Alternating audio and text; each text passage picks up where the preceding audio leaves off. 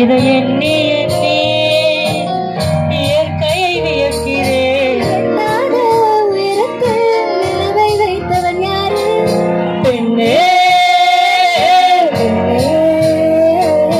பூங்காற்று அறியாமல் பூவை திறக்க வேண்டும், பூ கூட அறியாமல் தேனை ருசிக்க வேண்டும், அட உலகை ரசிக்க வேண்டும் நான் உன் போன்ற பெண்ணோடு.